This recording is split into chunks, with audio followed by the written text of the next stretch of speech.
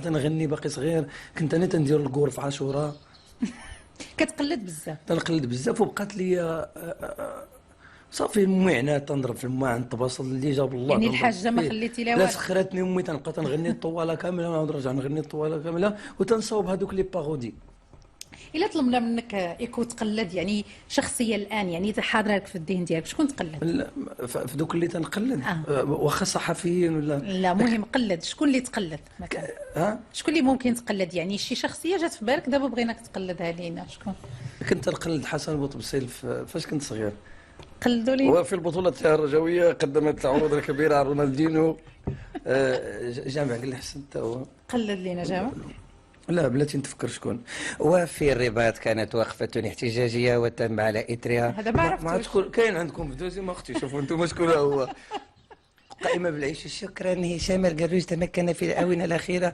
خالد نزار. إذا من إذاعتنا تشكر كل مستمعينا سواء خارج أو داخل المغرب. تحياتنا متوجهة للعالم العربي. شكون كيكتب لك المواضيع؟ واحد الفقيه تنكتبهم. تنكتب المواضيع راسي، هما المواضيع تنكتبهم كي كنت نكتبهم فاش كنت صغير. هذا- تنكتبهم في الساحه مع الناس مع صحابي، تنعاود الافكار اللي عندي تيبقاو في الدماغ ديالي تنبقى نقولهم للناس. الله يعطيك شي نقره فين يغبر نحاس كايك. مالو ما يكون داب فين غبر، انا عندي النحاس دابا قاعد الزين هذا نحاس. الله يعطينا شي جالوق فين يغبر كاع بنادم كاع باقي شيبان. فين خلينا. كاين اسئله اخرى جاتك ايكو؟ اعوذ بالله. شكون اللي كيكتب لك؟ قلنا لك فقيه. لا هذا اسئله جات. تنكتب راسي، تنكتب من الواقع، لان هذوك التجارب اللي دوزت فيهم الخدمه. كنت نخدم بعض المرات ما تيهمنيش الفلوس، هو نخدم. كنت نخدم تيوقعوا احداث انا معتم يعني كتكتب بالواقع. معتم بالكوميديا من قبل، لان فين ما كنت تنبقى نقول للناس، تنعاود الناس، تنخلق الفرجه. ديما خصني نخلق الفرجه، ما يمكنش قبل ما نتشهر. هذا هو اللي خلاني انني نكون زاعم على الخشبه، زاعم على الناس، نقدر نقول، تنعرف الوقيته اللي نقول فيها. ومن بعد كملت لي التجربه مع المهرجانات اللي خدمت فيهم، مع فنانين تلاقيت بهم صحوني، وكملت لي التجربه ديالي مع الاستاذ حسن الفد اللي هو زعما وقفت في هذه المحطه ديالو، استفدت منه بزاف وتنشكره بزاف. من بين الاسئله اللي جاتك وبعجاله ايكو، الكوميديا هوايه ام رزق؟ هي كانت هوايه ولات مصدر رزق. علاش قررتي توقف ما 2015؟ قررتش، غير كان واحد سوء تفاهم وقع، لان كاين بعض الناس اللي انا سمحت لهم، والله سبحانه وتعالى سمح لهم، وقع واحد سوء تفاهم ديال تيوقعوا هذا الشيء عادي تيوقع فسميتو. هو انا ماشي غير تقلقت من واحد الحاجه ما قصدتهاش غادي تكون. واحد الناس ركبوا على هذا، ركبوا سياسيا على واحد السكتش ديالي، بغاو يوصلوا به افكار، وجيتهم انا مناسب في هذيك اللحظه وتقاست في الداخل ديالي، تجرحت. وهنا وما وقفتش. هذا تصدر لانني تيهضروا معايا الدراري تنقول لهم دابا انت واحد ما يهضر معايا. فالفرقه ديالي شي واحد منا خرج انه قال شي واحد، وانتشرت عبر الصحافه اني غنوقف. ما يمكنش نوقف ونخلي المغاربه بحال هكا. مادام الجمهور كاين بحال هكا عاطيك الاهتمام ومقابلك، ما يمكنش توقف وتخليه. وهنا الكلام ديالك كيدينا لواحد الشق اخر، هو الكتابه الكوميديه. ولكن غنرجع عند واحد السؤال غتجاوب عليه من بعد ديال واحد من المشاهدين كان تكلم على واش كتدعم الفكاهيين الشباب.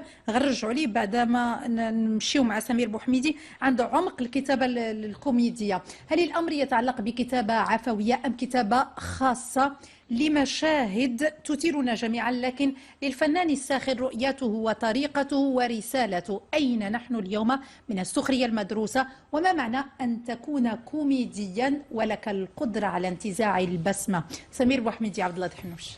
في الدور كيقولوا دار كبور ولا دار الشعيبيه؟ هلا هادي لا دي كيقولوا دار الشلاهبي. ها ما كيقولوش دار مرت. كان فين كنت الصباح كله ضيع الغدا برد؟ كنت في المقبره. ليش؟ مشيت نزور القبور. كتلقى السيده يلاه مخاصمه مع ماماها ما بغاش تخرج. ويبقى الضحك كمكون ثقافي ظاهرة تلازم الإنسان مع ضرورة استحضار المعالجة الدرامية للمادة الفكاهية. أعود إلى ضيفي عبد الرحمن أوعابد المعروف بإيكو. أول نص كان كتبوا إيكو وصلنا للمغاربة. نص فيه الصوصيط اول نص كلته في الاول. أول نص كتبوا عبد الرحمن أوعابد كان واش عقلتي على هذيك الدار اللي رابت علينا، يعني كانت أول تجربة كتوصلنا حنا يعني أول كتابة ربما تتوصل الجمهور. كنت اول مره غيشوفني الجمهور، واحد الجمهور قليل، كنت مع حسن الفد في الخشبه، درنا في السينما في كازا، درت مع حسن ورباعته، غنيت فيها تيتانيك ودرت فيها واحد غنينا فيها داكشي الهنود ديال الكوالي اللي جالسين في الارض. من بعد قاولني قال لي الا كان شي عمل غنعيط لك عبد الرحمن، حيت هو عزيز عليه المراكشيين بزاف، قال لي غادي نعيط لك باش تكون معايا. وكنت انا فرحان بتجربتي مع حسن الفد، نتسنى يعيط لي. من واحد النهار عيط لي قال لي انت اختصاصي في لي بارودي، فهادشي ديال تبدل غادي تصاوب لي 7 الاغاني، منهم درت الملحون بالامازيغيه، من زكينا قما تفرخيني مزينين، منهم درت واش عقلتي على ديك الدار اللي رابت علينا، قول لي وشحال كان خاصنا تسيما. بقيت نقلب على هاد الافكار، منهم درت هذاك الاندلسي بالفرنسي، سي غلوط يا با دو موني ديسوندي تغنس بور كونتيني. تيبان لي استوديو موقر ما بغيتش نغني فيه. غنرجع عند السؤال اللي كان اجلناه لاحد من المشاهدين. نسولك واحد على السؤال، تفضل. ما يحطولكش انت الماء والحلوى وداكشي؟ غتوحل لي في المباشره. علاش واقيلا انت عندك غير دوك سميتو الحوادث تسير وداكشي باش يحطوا لك؟ قال لك نصيحه للكوميديين الشباب، وهنا كان ناخذ السؤال ديال المشاهد وكان نضيف عليه سؤال اخر، شنو الرساله اللي اليوم اللي كيحمل ايكو، لانه كيشوفوا فيك يعني مجموعه من الشباب يعني نموذج، شنو الرساله اللي كيحمل ايكو؟ كاينين صراحه بزاف الرسالات اللي تنحملهم، هو النجاح من سميتو من لا شيء، البدايه من والو، بدايه من فراغ حتى توصل لك المبتغى اللي بغيتي. الرساله الثانيه وهي تحقيق الذات وتحقيق الحلم ديالك، انك ما عمرك تيأس. الا بغيتي توصل لشي حاجه انت اللي غادي توصل لها، ما تستناش الناس يوصلوك لها، كيف خصك تصبر وتعذب باش توصل، ما حدك تتعذب وانت تتقرب، ما غتسناش. الرساله الثالثه ما تسناش والديك يديروا لك، قلب على راسك باش تكون تجربتك، حتى لا داروا لك والديك تكون انت قادر. والرساله كتساعد الرابعه الفنانين الشباب، كتساعد الفنانين الكوميديين الشباب، كتساعد الكوميديين الشباب. انا نهضر على هذه الرساله. الرساله الرابعه وهي الام من بعد من هذا الشيء، لانني اهم حاجه في حياتنا ونقدروا نفقدوها في اي وقت. خص داك الشيء علاش هذه الرساله بغيت نوصلها، باش نكون مرتاح حتى بيني وبين الخالق، نكون تنوصل رسائل مفيده للناس. ففرحت من ولاو تيجيبوا الامهات ديالهم للسبيكتاكل ديالي ويقول لي هاني جبت امي وتيبوس لها راسها قدامي، كيف بحال قدوه ديالته انت. بالنسبه للشباب اللي تيديروا كوميديا تعيطوا لي في التليفون وتنبقى نقول لهم كذا دير هذه لا عندك شي موهبه غادي ديرها. وقررت انا والفريق العمل اللي على راسه رضا البرادي اللي هو المانجر ديالي، اننا من ورا لاختيست اللي غادي ندوروا به المغرب كامل ان شاء الله. وبغيت نهضر على هذا الهاشتاغ لاختيست سبيكتاكل ديال الجديد ديالي، غادي يكون في وجده لو فيفري، لو 13 فيفري 13 فبراير، وغادي نمشي به للمناطق الصحراويه وحتى لسوس، غادي نمشي به لاكادير. ضروري كازا تتكون ديما قريبه لينا باش نبداو، لان فيها فين تنقدروا نتجمعوا كاملين وفيها الخوت والصحاب. وقررنا انا والمناجر من وراء هذا العرض ديالي اللي غادي نكتسح به حتى القرى ان شاء الله، المدن اللي ما تيوصلوهاش، اللي فيها ناس مزيانين وفيها ناس اللي خرجوا اساتذه تبارك الله كبار من كما قلنا من لا شيء، ما كانش عندهم بزاف د الحوايج الطريق باش يقراو وجادوا. فمن وراء السبيكتاكل ديال الاختيس خطوه المشروع القادم ان شاء الله غادي يكون هو احتواء الشباب.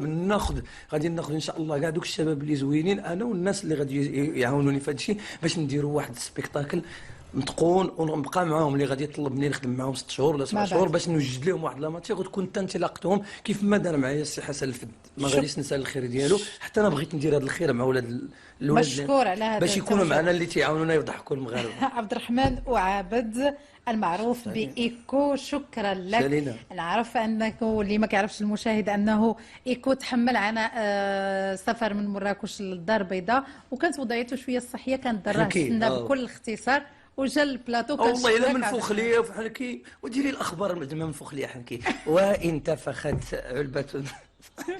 خليني نقدم الاخبار. لا قدمتي ما شاء الله. شكرا لك عبد الرحمن، شكرا لك إيكو.